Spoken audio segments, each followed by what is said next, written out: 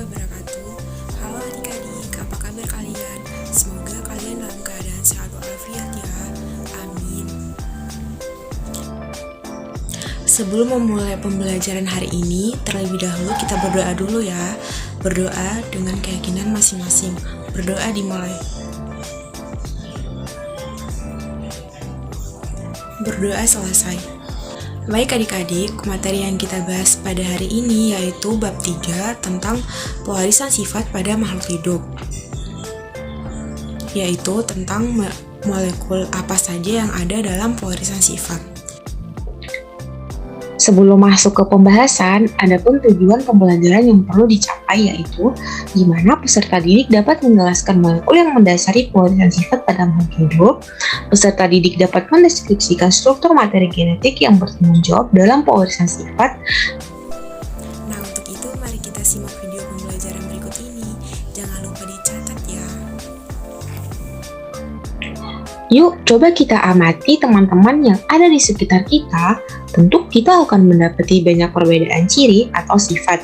Mungkin di antara teman kita ada yang memiliki postur lebih tinggi dan pendek, ada yang memiliki rambut lurus, keriting, atau bergelombang, ada juga yang memiliki wajah bulat atau lonjong, ada yang memiliki kulit putih, kuning langsat, ada yang sawo mateng atau kecoklatan. Nah, perbedaan-perbedaan ini dikontrol oleh sesuatu yang disebut sebagai gen yang diwariskan dari orang tua kita. Pembahasan yang pertama yaitu materi genetik.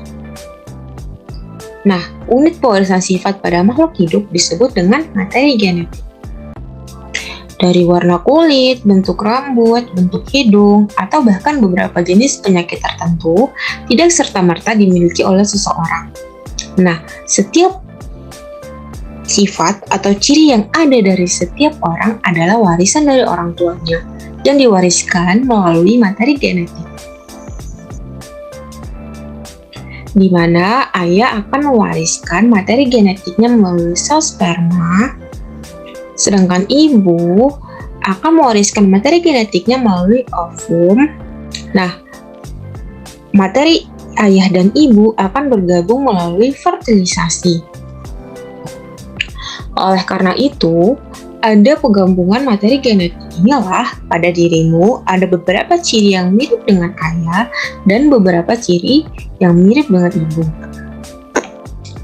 Ada dua macam asam nukleot yang berperan sebagai materi genetik, yaitu DNA atau riboid nukleotida dan RNA riboid nukleotida asid.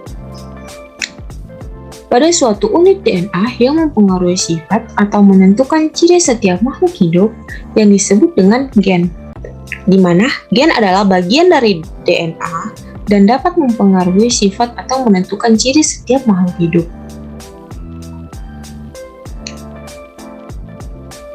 Pada setiap inti makhluk hidup terdapat kromosom.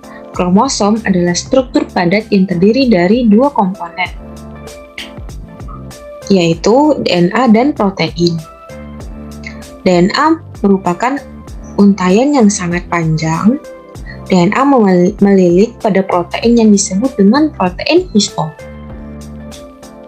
Nah, protein histon ini membentuk benang-benang kromatin. Benang-benang kromatin ini akan memadat dan membentuk kromosom yang terdapat dalam inti sel.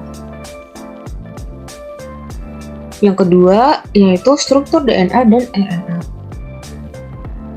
Tidak terlepas dari penelitian Rosalind Nielsen dan Rosalind Franklin yang menggunakan teknik difraksi sinar X untuk mempelajari struktur DNA pada tahun 1950 sampai 1953.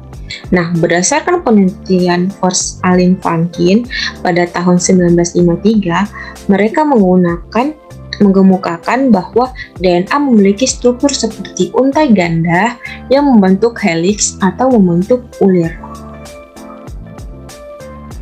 Asam nukleot, baik DNA maupun RNA, terdiri dari subunit nukleotida. Masing-masing tersusun dari gugus gula, basa nitrogen, dan fosfat. terdapat beberapa perbedaan antara struktur DNA dan RNA.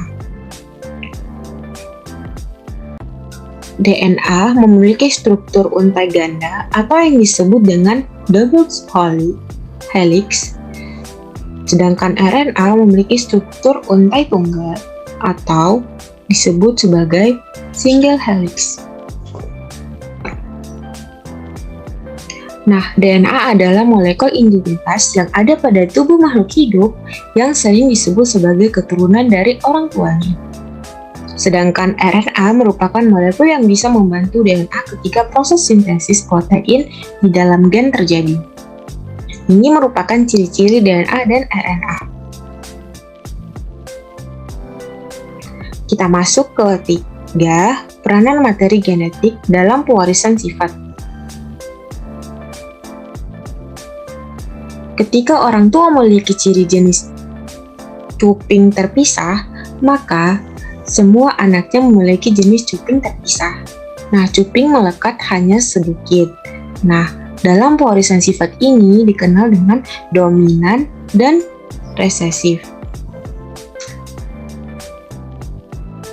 Pada gambar A, karakter yang mampu mengalahkan atau menutupi karakter lain disebut sebagai sifat dominan.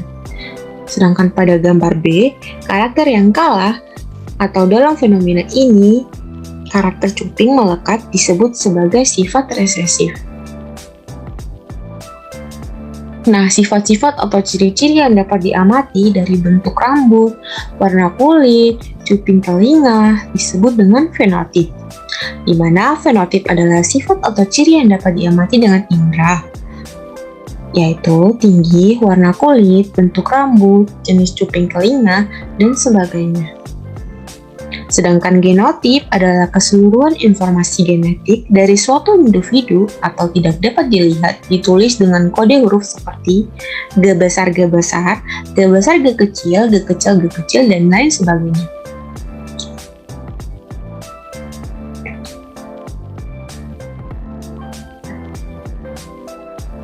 Susunan kromosom pada penyusun tubuh berbeda dengan susunan kromosom pada sel kelamin.